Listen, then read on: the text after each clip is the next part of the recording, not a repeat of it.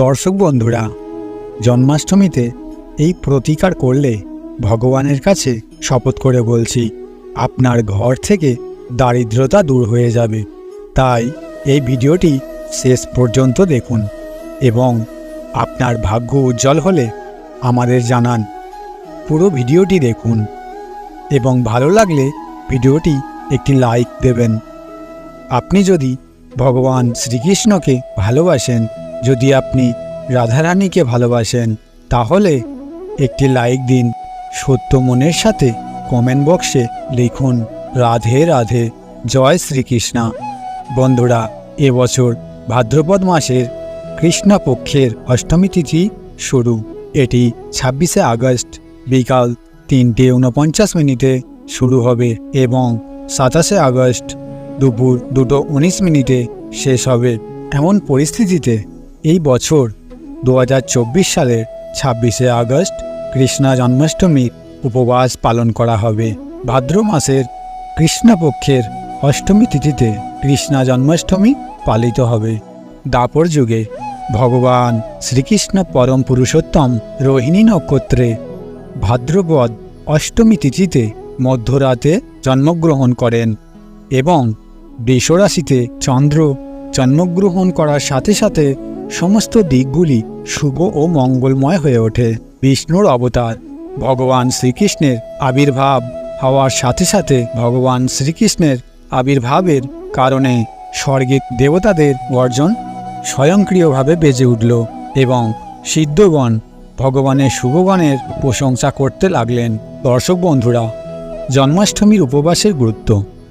শাস্ত্রে জন্মাষ্টমীর উপবাসকে 1000 একাদশীর উপবাসের সমান ধরা হয়েছে। জন্মাষ্টমীর দিনে ধ্যান জপের অসীম ফল দেয় এবং রাত জাগরণের বিশেষ গুরুত্ব রয়েছে। তাই জন্মাষ্টমীর রাতে জাগরণ করা উচিত এবং ভগবানের নাম জপ করা উচিত।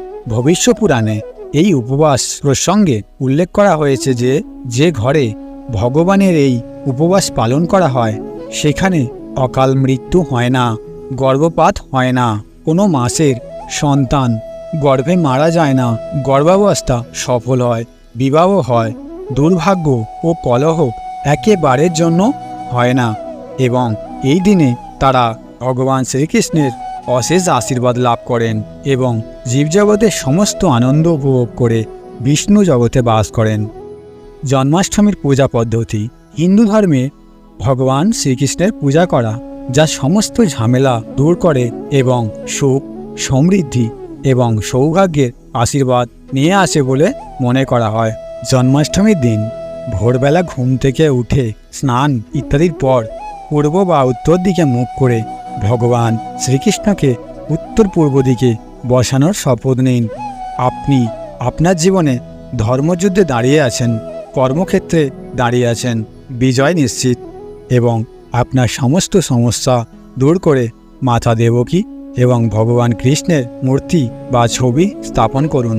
পূজায় দেবকী, বাসুদেব, বলদেব, নন্দ, যশোদা প্রভৃতি দেবতাদের নাম জপ করুন। বন্ধুরা, রাত 12টার পর শ্রীকৃষ্ণের জন্মদিন উদযাপন করুন। জন্মাষ্টমীতে কানাকে হলুদ চন্দন বা জাফরান তিলক দিন। এর সাথে অবশ্যই তাকে একটি ময়ূর মুকুট এবং বাঁশি নিবেদন করুন। লাড্ডু গোপালকে পঞ্চামৃত দিয়ে অভিষেক করুন। ভগবানকে নতুন পোশাক নিবেদন করুন। তাকে দোলনায় দোলান, তুলসী যোগ করুন, মাখন, মিশ্রি এবং ধনেপাঞ্জরি নিবেদন করুন। এরপর আরতি ও প্রসাদ বিতরণ। বন্ধুরা, কৃষ্ণ জন্মাষ্টমীর ক্যালেন্ডার অনুসারে এবছর ভাদ্রপদ মাসের কৃষ্ণপক্ষের অষ্টমী তিথি 26শে আগস্ট বিকাল 3:49 শুরু হবে এবং 27শে আগস্ট দুপুর 2:19 শেষ হবে। 2024-এর 26শে আগস্ট কৃষ্ণ জন্মাষ্টমীর উপবাস পালন করা হবে।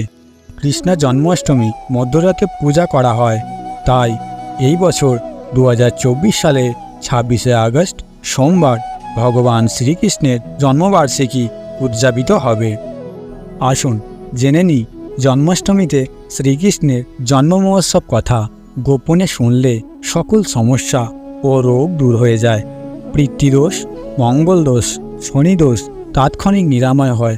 তাই আসুন আমরা একসাথে শ্রবণ করি। জন্মাষ্টমীর ব্রতের দিনে ভগবান শ্রীকৃষ্ণের আবির্ভাব। দর্শক বন্ধুরা, পৌরাণিক কাহিনী অনুসারে ভাদ্রপদ মাসের কৃষ্ণপক্ষের অষ্টমী তিথিতে মা দেবকীর অষ্টম সন্তান হিসাবে ভগবান শ্রীকৃষ্ণের জন্ম হয়েছিল। মথুরায় কংসের কারাগারে ভগবান শ্রীকৃষ্ণের জন্ম। মাতা দেবকী ছিলেন রাজা কংসের বোন। কংস ক্ষমতায় লোভী ছিলেন। তিনি তার পিতা রাজা উগ্রসেনের সিংহাসন ছিনিয়ে নিয়ে তাকে বন্দী করেন এবং নিজেকে মথুরার রাজা ঘোষণা করেন।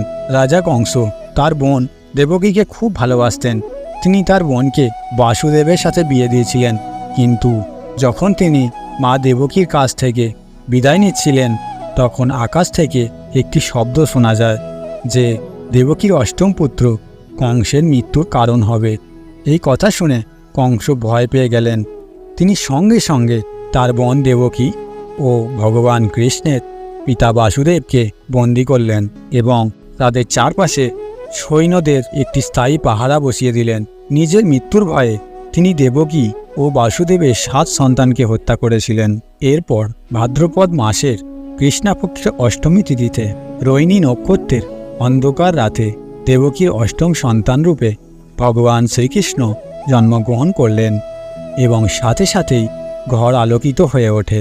এরপর আকাশ থেকে একটি কণ্ঠস্বর শোনা যায় যে ভগবান বিষ্ণু কৃষ্ণের অবতারে দেবকীর গর্ভে জন্মগ্রহণ করেছেন এবং তাকে গোকুলে বাবা নন্দের কাছে যেন রেখে আসে এবং তার ঘরে একটি কন্যা সন্তান আছে, তাকে মথুরায় নিয়ে এসে যেন কংসের হাতে তুলে দেয়। এই আকাশবাণী শুনে সমস্ত রক্ষীরা বালগোপালকে একটি ঝুড়িতে রেখে গোকুলের দিকে যাত্রা শুরু করলেন এবং বাবা তাকে নন্দের কাছে রেখে গোকুল থেকে মেয়েকে নিয়ে ফিরে আসেন।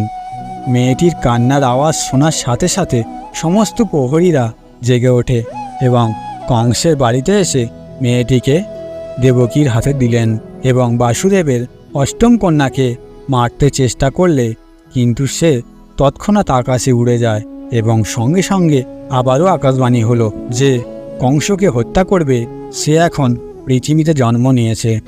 বাবা নন্দ এবং তার স্ত্রী মা যশোদা কৃষ্ণাজিকে লালন পালন করছিলেন।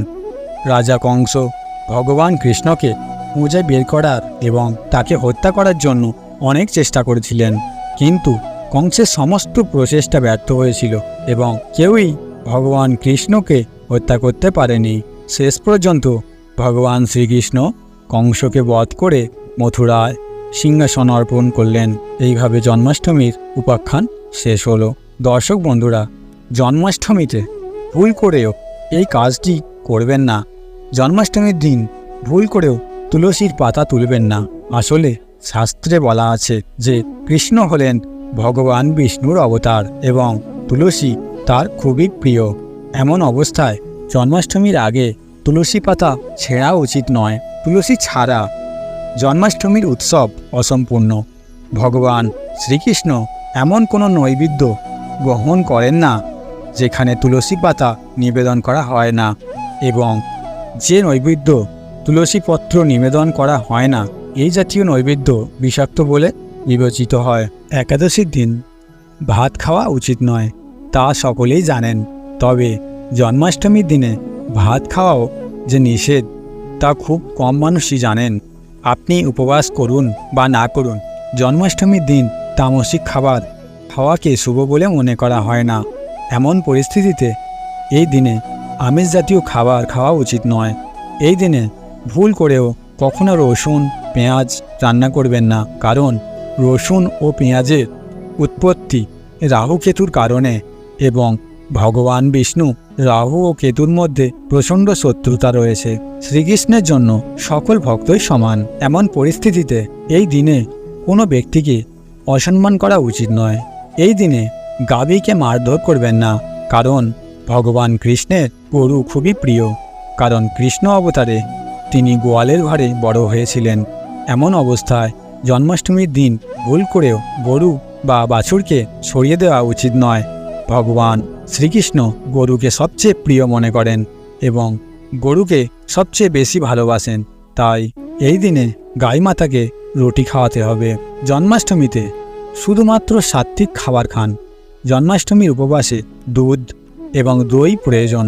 আপনি উপবাসে তাজা ফল, লস্যি, বাটার মিল্ক বা দুধ খেতে পারেন ও নারকেল জল পান করতে পারেন। জন্মাষ্টমীর দিন গাছ কাটাও অশুভ বলে মনে করা হয়। শ্রীকৃষ্ণ সব কিছুতেই থাকেন এবং সব কিছুই তার মধ্যেই থাকে, বরং সম্ভব হলে এই দিনে যতটা সম্ভব গাছ লাগাতে হবে। এতে বাড়িতে ও পরিবারে সুখ শান্তি বজায় থাকবে। জন্মাষ্টমীর দিন ব্রহ্মচর্য পালন করা বাধ্যতামূলক। এই দিনে শুদ্ধ চিত্তে ভগবানের আরাধনা করা উচিত এবং এই দিনে স্বামী ও স্ত্রী পরস্পরের থেকে দূরে থাকা এবং সংযম ও নিয়মকানুন মেনে চললে সদাচরণ লাভ হয়।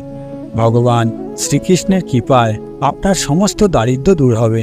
আপনার ঘরে রাধারানীর আশীর্বাদ বর্ষিত হবে। বন্ধুরা, শ্রীকৃষ্ণ মন্ত্র ওম ক্রিম কৃষ্ণায় নমঃ এই মন্ত্রটি জপ করলে ধনসম্পদ সমৃদ্ধি হয়। এমতো অবস্থায় জন্মাষ্টমীর বিশেষ উপলক্ষে এই মন্ত্রটি উচ্চারণ করলে ভক্ত শুভ ফল লাভ করেন। হরে কৃষ্ণ কৃষ্ণ কৃষ্ণ হরে হরে, হরে রাম রাম রাম হরে হরে। এই মন্ত্র জপ করলে ভগবান শ্রীকৃষ্ণের কান বেজে ওঠে। এই মন্ত্র জপ করলে ভগবানকে ভক্তের ডাক শুনতেই হবে এবং এই মন্ত্র অন্তত 21 বার জপ করতে হবে, বা আপনি এটি 108 বারও করতে পারেন। এটি অত্যন্ত শুভ বলে মনে করা হয়। বন্ধুরা, যে মহিলা জন্মাষ্টমীতে ভগবান লাড্ডু গোপালকে দোলাবেন তাকে অনন্তকাল বন্ধ্যাত্বের সম্মুখীন হতে হবে না। ভগবান লাড্ডু গোপালের কৃপায় এই ধরনের মহিলা একটি সুন্দর পুত্র লাভ করেন। বন্ধুরা, জন্মাষ্টমীতে অবশ্যই ময়ূরের পালক এনে মন্দিরে স্থাপন করুন। জন্মাষ্টমীতে আপনাকে অবশ্যই ভগবান কৃষ্ণের বাঁশি আনতে হবে। যদি আপনি উপবাস পালন করেন তবে আপনাকে অবশ্যই ভগবান লাড্ডু গোপালের খেলনা ইত্যাদি আনতে হবে। এটি আনতে ভুলবেন না এবং জন্মাষ্টমীর দিন আপনি ভগবান কৃষ্ণের নাম প্রতিষ্ঠা করার জন্য করিয়ে আনতে পারেন। এই দিনে ভুল করেও ভগবান শ্রীকৃষ্ণকে কাউকে উপহার দেবেন না। বন্ধুরা, জন্মাষ্টমীতে তুলসী মাতার সামনে গোপাল গোবিন্দ, দেবকী নন্দন এবং দামোদরের 4টি নাম জপ করুন এবং ওম নমো ভগবতে বাসুদেবায় এই মন্ত্রটি জপ করুন। এই মন্ত্র জপ করলে সমস্ত সমস্যা দূর হবে। জন্মাষ্টমীর দিনে মাখনের সাথে তুলসী পাতা যোগ করুন এবং ভগবান শ্রীকৃষ্ণকে নিবেদন করুন। দর্শক বন্ধুরা, এই দিনে কোনো গরিব বৃদ্ধ ব্যক্তিকে দান করলে সমস্ত পাপ বিনষ্ট হয়। ভগবানের নামে শপথ করে বলছি, এটি করলে আপনার সমস্ত পাপ ধ্বংস হবে, দারিদ্রতা দূর হবে। এই সমাধানটি করলে আপনাকে ধনী হওয়া থেকে কেউ আটকাতে পারবে না। দ্রবণগুলি হলো 1 প্যাকেট 50 গ্রাম শুকনো মরিচ, 100 গ্রাম চাল, 250 গ্রাম আটা ও 11 টাকা দক্ষিণা, 5 টাকা মূল্যের কালো তিল। বন্ধুরা, শুধু এই উপকরণগুলি সংগ্রহ করুন। তারপর গোপনে কোনো গরিব বৃদ্ধ বা দরিদ্র মহিলাকে নিষ্কাম মনে দান করুন এবং দান করার পরে ফিরে তাকাবেন না। বন্ধুরা, বিশ্বাস করুন, গুরু ঐতিহ্য থেকে প্রাপ্ত এই মহান সমাধান আপনার জীবনকে বদলে দেবে। দর্শক বন্ধুরা, আপনারা এই প্রতিকারগুলি অবশ্যই জন্মাষ্টমীর দিন পালন করবেন।